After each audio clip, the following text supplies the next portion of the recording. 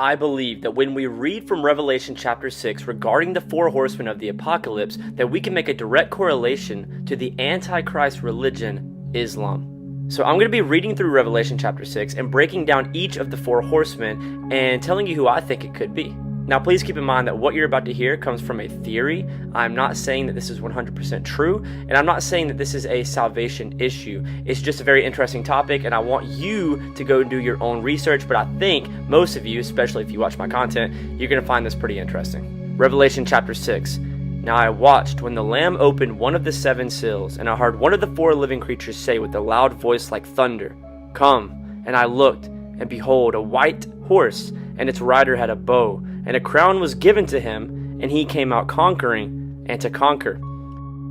So let's pause. The first horseman is riding on a white horse. He has a crown on his head. He has a bow, and he's going out to conquer. What if I told you that the prophet Muhammad, the false prophet Muhammad, is the first of the four horsemen of the apocalypse? Yes, I know this sounds crazy, but bear with me. Muhammad, according to the Islamic religion, is said to have ridden into Jerusalem on a heavenly white horse called the Buraq. This winged creature, the Buraq, brought supposedly by the angel Gabriel, who we all know is clearly Satan. Supposedly on Muhammad's night journey, he ascends through the seven heavens where he encounters earlier prophets and patriarchs of the past and eventually enters into the presence of Allah. And as far as the rider having a bow and a crown and going out to conquer, I think it's pretty obvious. Muhammad was a very violent person who killed and enslaved those who would not submit to his belief system.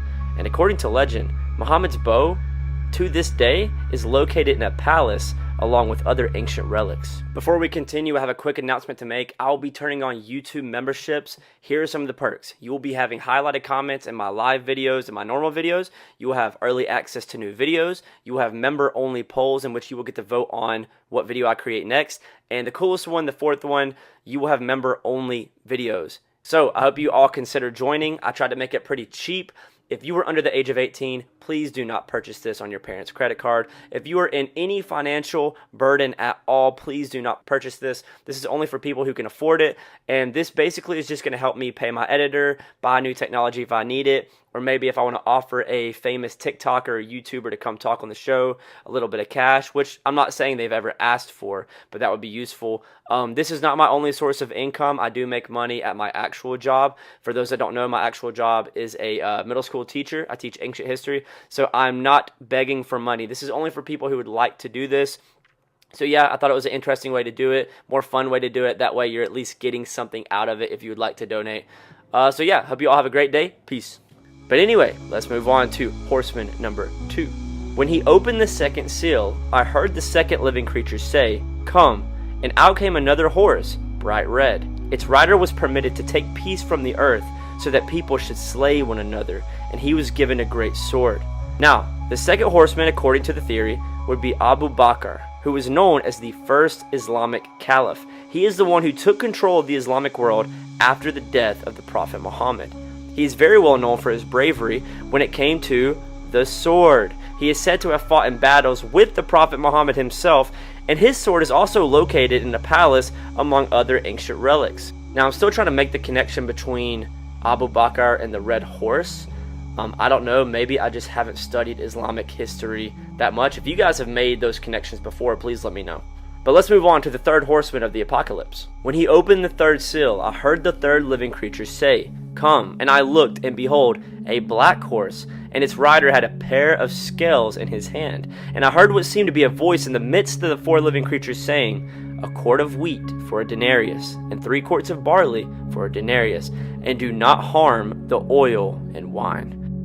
Now this one is crazy. According to the theory, the third horseman of the apocalypse is Umar, the second caliph of the Islamic Caliphate. He would fit this description pretty well because he is known for his innovative economic policies that he brought to the Islamic world, which would obviously be the connection to the scales in the rider's hand. After all, Umar instituted taxation on the people he conquered. But what about the oil and wine part? Why did John write in the book of Revelation, "And do not harm the oil and wine"? Well, if we look at Umar's taxation system, then we can see that the 10% tax he created was placed on raw crop gains such as wheat and barley, but finished products like olive oil and wine were exempt. So does this mean that Umar, the second Islamic caliph, fits the description of the third horseman in the book of Revelation? Possibly.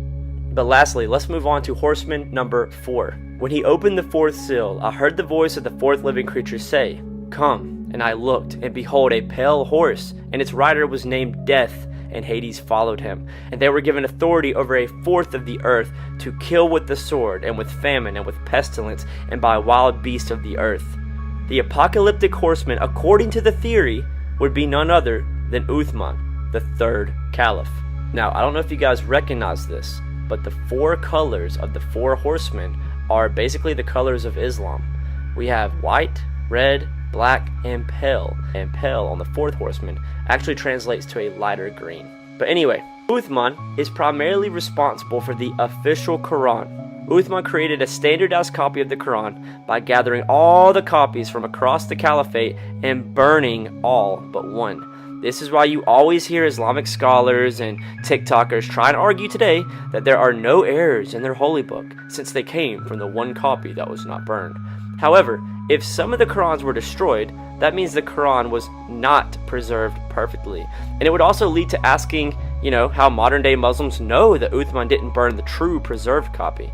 But anyway, this controversy is known as fitna, and it led to the splitting of the Muslims into 2 categories, Sunni and Shia, which some would argue was a fulfilled prophecy from the book of Daniel when talking about the splitting of kingdoms, but that's for a whole nother video. It is said that at the Islamic Caliphate's peak, that it covered 15 million square kilometers, which would be 5.8 million square miles, and had power over 62 million people, which at that time would be around 25 to 30% of the world population.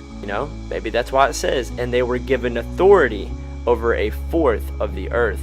There does seem to be a connection with that. Now, as we read earlier, the verse says that they did this by the power of the sword, famine, pestilence, and beasts of the ground. Now, the sword one is pretty obvious, but it's hard for me to connect all of the other dots. Like, what is the pestilence? What's the symbolism with the pestilence, the famine, and all of the other things? I can't make that connection, but again, maybe I'm just not doing enough research. If you have studied Islamic history or you just know the answer, please comment below. So in conclusion, the theory states that Muhammad, Abu Bakr, Umar, and Uthman are the first, second, third, and fourth horsemen of the book of Revelation, chapter number 6. Now again, I'm not saying that I can prove this or that this is a salvation type issue. I am simply giving you an insight to an interesting theory. Now I do believe that the Bible is a will within a will, which means that there are consistent patterns. I don't think that it has to mean just one thing. Like, for example, there have been many antichrists. Emperor Nero is an example of one of those antichrists. Hitler is an example of one of those antichrists. Anyone who persecutes the holy people of God and claims that they are on a higher power is technically an antichrist. The Bible says in the book of 1 John that if you deny the Son, you have denied the Father, therefore you are an antichrist. So yeah, there's a will within a will, there's patterns everywhere. All of us here have played out a story in the Bible. Like, at some point in time, you have been Adam. You fell to your deceptive partner. Or at some point in time, you've been Eve. You were deceived by Satan. At some point in time, you've been doubting Thomas. You have doubted. At some point in time, you've been Peter. You denied Jesus. I mean, the Bible replays in every aspect of life, from the microscopic level to the macro level. From the tiniest atom to the biggest stars, the Bible just plays out over and over. It's so mind-blowing to the point where we literally can't comprehend it. So this could be one of those examples of the 4 horsemen just mirroring that prophecy. Maybe it's not the actual 4 horsemen. Maybe it's not those people exactly, but they just simply mirror it. Maybe there will be an apocalyptic future 4 horsemen that's more specific to that. I don't know if that makes any sense, but I hope you all have a great day. I hope you enjoyed this video. Again, this is just a theory. Don't kill me on it. Peace.